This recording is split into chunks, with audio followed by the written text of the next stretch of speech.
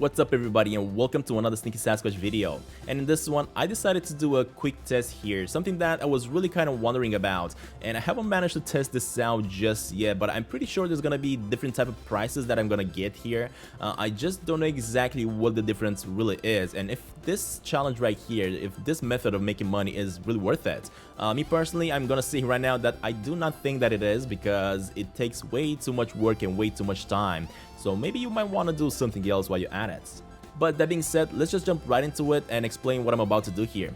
So as you guys know, in the latest update we got a river update, right? That's gonna allow us to get from specific sections that we couldn't visit before with the boat back to the ocean, which is really great. But at the same time, we got ourselves a campground, our very own island in the middle of the ocean, which is gonna allow us to bring some people in. Of course, before doing that, we gotta get the island ready as a campground, get everything upgraded over there so that we can get the highest prices ever, and then start bringing people in to our island using the ferry. First of all, I went with bringing just 2 people for each tent, which means a total of 6 people. Keep in mind, you cannot bring more people than that. Of course, you can bring a car that holds 3 or 4 people in the car, but only 2 from that car are gonna sit in the tent, because there's gonna be just 2 beds in each tent. So you definitely cannot hold more. And also, what I did here, I also filled up the food container with just the burger buns. And the reason I went with burger buns and not different type of foods here is because getting burger buns is really easy. You can actually find these all around the campground being cooked by the people. Or simply go to the diner, open up the fridge, and grab ourselves a lot of burger buns. It's really that easy. And of course, I decided to go with the burger buns first of all because these are kind of a standard type of food, I guess, and I wanted to see the different type of prices, as we're gonna try something different later on. And of course, by the end of these days, when I came back and started getting my money from the safe here, I realized that we only got a total of about 3,000 coins, which is really not that much, but not that bad either, I would say. Of course, it does take quite a bit of work because you're gonna have to go ahead and bring a lot of burger buns, fill up the food container, and also delivering these people back and forth to their island. Also having to go to the island and chatting with the captain. It does definitely take a lot of work. But for the sake of this test, we also went with bringing just 1 single person per each tent, and as well fill up the food container with burger buns. The same thing, just because I wanted to see the different pricing in here. And by the end of this challenge, we apparently got a score of about 1,800 coins, something like that, really close to 2,000. I don't know exactly if it really matters if you go to sleep straight ahead, or if you do spend some time doing some other stuff while the people are gonna just enjoy the campground.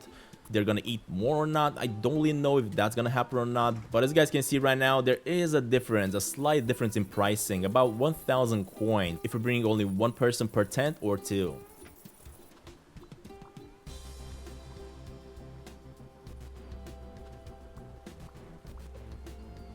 Alright, and lastly, of course, we cannot just leave it at that, because I wanted to test this out a little bit with some more expensive food elements. And this time I went with bringing again 2 persons per each tent, and also filling up the food container with beef jerky. Now, the thing about beef jerky is that beef jerky is a really expensive type of food, but it's definitely not an easy food to come across. You can only find the beef jerky at the gas station, and you can only get yourself about 3 bags of beef jerky every single day, which means you're gonna have to reset the day quite a lot in order to fill up this food container with a lot of beef jerky, because you're just about to see these fellas on the island going through the beef jerky like crazy. They're gonna be eating a lot of it.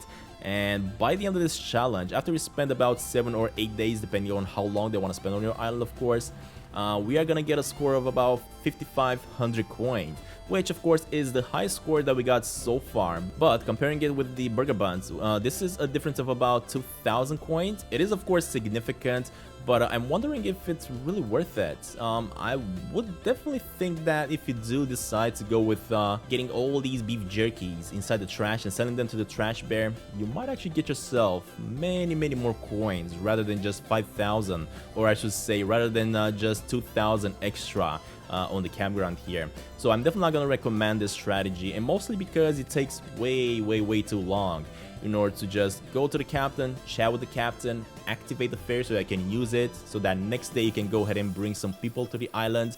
And it's not 100% sure that you're gonna get 2 or more people in the vehicle to stay at your camp, because sometimes there's gonna be just 1 people riding a car or a bike. So of course you're gonna have to do quite a lot of rides with the ferry until you get the right amount of people. But of course, now that we're done with this test here, I couldn't just leave it at that. Now that we've decided how much money you can actually get by doing these campground challenges here, As you can imagine, as I was bringing people over to the island and also collecting all these type of foods and bringing them to the food container, I also kind of went through a lot of locations back and forth, and as I did that, every single time I stopped by and collected every single mushroom that I could find. And of course, as you can imagine, the reason I did this is because mushroom hunting is, in my opinion so far, the best way to make a lot of money in the game. And you're just about to see how much money we actually got by selling all these mushrooms to the mushroom hunter. It is definitely one of the best strategies currently in the game.